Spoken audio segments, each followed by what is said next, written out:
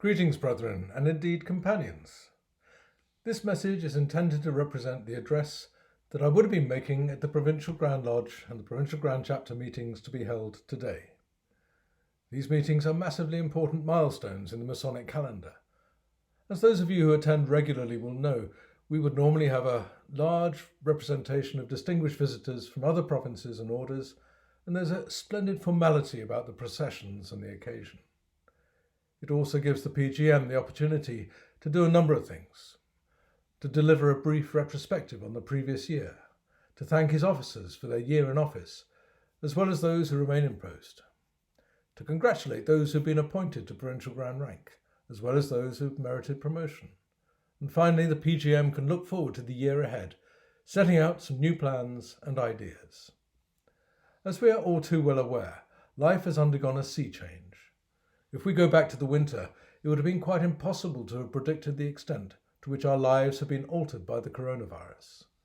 Even at the March quarterly communications held at Great Queen Street in London, the Grand Temple was very nearly full, and the only precaution deemed necessary at that time was compulsory hand washing on entry.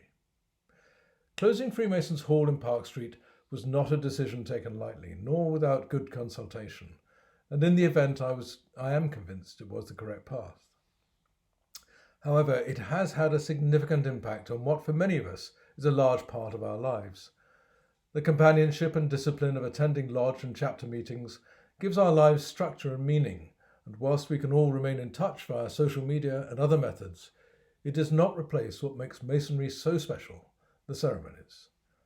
I'm very keen that we follow government guidance on how we will return to active life, but equally believe that we should be planning carefully for that return, recognising the very necessary constraints that will exist, possibly for more than just the short term. To support this planning, the Secretariat have already started to work with individual lodges and chapters to explore what is required, under the Book of Constitutions, in order for meetings to resume and what needs to happen next. I'm also in discussions with the Executive about how we might manage meetings and meals with effective social distancing taking place. I repeat my earlier message that we must ensure that not a single member is put at risk by the actions that we take. By now you should have received the latest edition of the Bristol Standard, and my thanks to the editor Keith Irwin for the colossal effort that he puts into producing this. It covers a number of the events that we have enjoyed over this last year, and I can only commend involvement in these activities to all our members when we start up again. The work of the province continues in spite of the lockdown, and I have been hugely impressed by the responses of individual lodges and chapters to the challenges we face. I was adamant at the point of lockdown that the responsibility for caring for our members who might be suffering as a result of the virus should lie with the lodge. Lodge almoners and secretaries know their members best and can support them appropriately. The job of the province is to act as a support mechanism when individuals or lodges need it. To date, the evidence suggests that lodges have not only supported their members in need, but have gone beyond that. They've held virtual social meetings, quizzes, created social media groups, and generally stayed in touch very well. I'm now tempted to include Zoom as one of the Bristol working tools. Some lodges have gone further, and this brings me on to the role that Freemasons play within the wider community. I was approached by the Lodge of Unity to discuss their charitable activity, which is simply that on the occasions when the lodge would have met, members have donated the cost of their meal and their usual charity donation to the Lodge Charity Fund. This simple exercise has generated a good sum of money and is being donated to Bristol charities in need. The reason for raising this with me was to inquire whether there was a central register of charities being supported by individual lodges within Bristol, so that there was a more joined up approach. And the answer is there isn't. But what a good idea.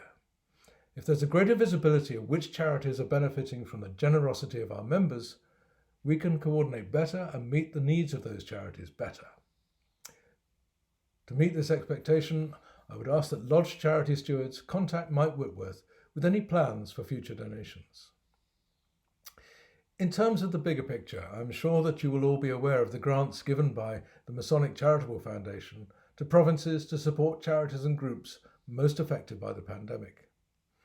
In our group of provinces, we were given access to grants of £100,000, of which in Bristol we've applied for around 15,000. We are now actively supporting the Bristol Sports Foundation in providing meals to families suffering severe deprivation. This support is via a grant from the MCF of £9,500, and a team of volunteers from Bristol Masons, will be working in the kitchens at Ashton Gate as from next week. I'm thoroughly looking forward to joining in and seeing how this process works. We have also committed to supplying tablets to St Peter's Hospice, and these will be delivered within the next few days. Freemasons in all parts of the country are working with communities and families, and given the press response to date, our labours are starting to be recognised.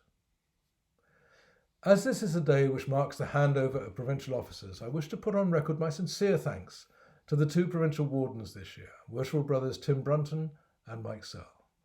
Their effort has been brilliant during the year, and we were very conscious of the distressing news of Mike's health condition, and our thoughts are with you, Mike and Sandra, in your ongoing treatment. Another debt of gratitude is owed to our Provincial Grand Secretary, who is standing down after giving huge service looking after the province's administration. He remains involved, however, as Provincial Scribe Ezra, and also supporting our new Provincial Grand Secretary, Worshipful Brother Phil Nichols, as his assistant. Welcome, Phil. I should also congratulate Pete on being appointed past Grand Standard Bearer in the Supreme Grand Chapter. To all of our officers standing down, I thank you on behalf of the province for all that you have done.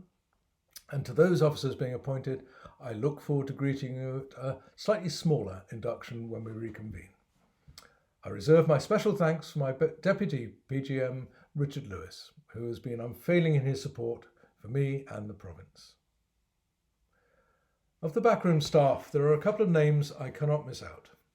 First, Worshipful Brother Richard Blacker has done an amazing job in bringing the Blue Book into a first-class repository for all our information, ably supported by the technical nous of Worshipful Brother Peter Fluck.